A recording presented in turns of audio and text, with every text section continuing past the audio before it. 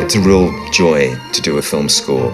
I wanted to work with Jóhann Jóhannsson, a composer who I'd actually met years before, and I loved the palette of instruments he used. When you have material like this, when you have these kind of performances to work with and to underscore, that's just a joy, it's a privilege. Please just go. I can't. I have 2 years to live. I need to work. I love you. We talked a lot about the temperature of the music and how to heighten the emotions and underscore the emotions without crossing a certain line, because the performances are so strong. You don't need like a layer of music to heighten it. Time. Oh, time, that's your subject. Any aspect in particular? Time.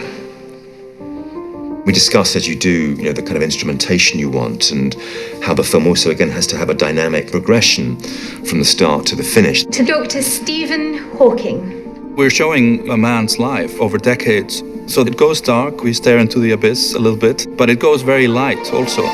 For example, the intro is joyful, very uplifting theme that shows Hawking in the full vigor of his youth.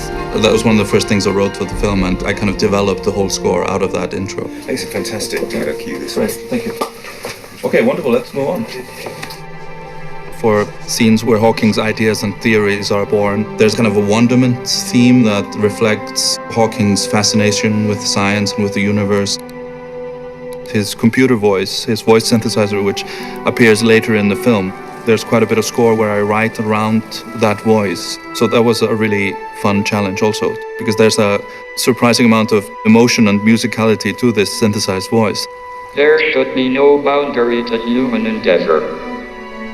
However bad life may seem, while there is life, there is hope.